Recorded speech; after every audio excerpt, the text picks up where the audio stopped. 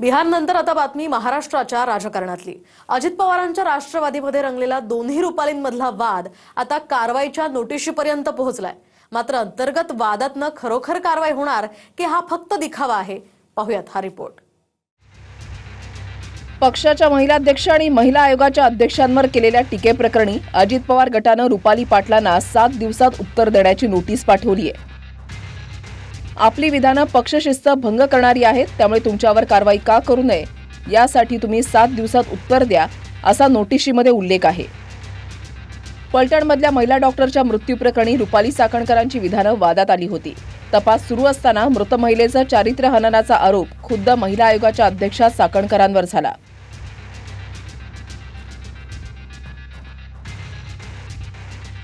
त्याविरोधात त्यांच्याच पक्षामधल्या रुपाली पाटलांनी आंदोलन छेडत चाकणकरांच्या राजीनाम्याची मागणी केली। विशेष म्हणजे चाकणकरांची विधानं आपल्याला पटली नसल्याचं खुद्द अजित पवारांनीही सांगितलं होतं। तशीच भूमिका रुपाली पाटलांनीही मांडली। मात्र पक्षानं रुपाली पाटलांवरच पक्षशिस्त भंगाचा ठपका ठेवलाय। दरम्यान अशा नोटिशींवरून खरोखर कारवाई होते का हा देखील प्रश्न आहे।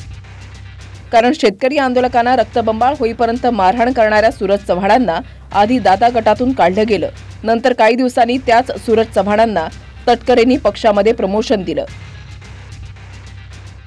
मुस्लिमांबद्दल चिथावणीखोर विधानं करणारे आमदार संग्राम जगतापांनाही नोटीस दिली गेली। मात्र नंतर त्या नोटिशीचं काय झालं हे अद्यापही समजलेले नाही। पुण्यातल्या जैन बोर्डिंग जमिनीचा व्यवहार रद्द झाला, मात्र त्यात दोषी कोण, गैरव्यवहाराची कारवाई कधी होणार यावर अद्याप काहीही माहिती नाही। पार्थ पवारांच्या जमीन घोटाळ्याचाही व्यवहार रद्द झाला, मात्र जर व्यवहार चुकीचा होता तर पार्थ पवारांवर गुन्हा का नाही असा प्रश्न शरद पवारांनी फडणवीसांना विचारलाय। दरम्यान आरोपांवर 2 ते 3 दिवसांनी बोलणार असं सांगणाऱ्या रुपाली चाकणकरांनी अद्यापही स्वतःचं स्पष्टीकरण दिलेलं नाही। मी सांगितलेलं आहे की ज्या पद्धतीने जे राज्य महिला आयोग महिलांची सुरक्षता, सक्षमता आणि त्यांना मनोबल वाढवण्याचं काम करण्याचं सोडून महिलांबद्दलच सोशल पोस्ट तयार करणे, त्यांना कुठल्या तरी प्रकरणात अडकवणे आणि महिलांचं छळ आणि शोषण करत आहे।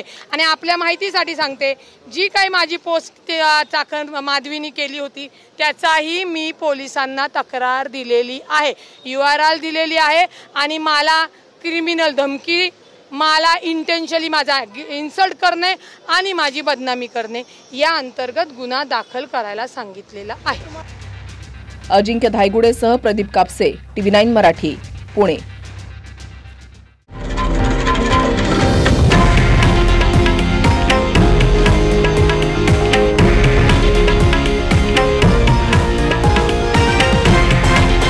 हे आहे देशातील नंबर 1 न्यूज नेटवर्क आणि आपण पाहत आहात TV9 मराठी, एकमेव।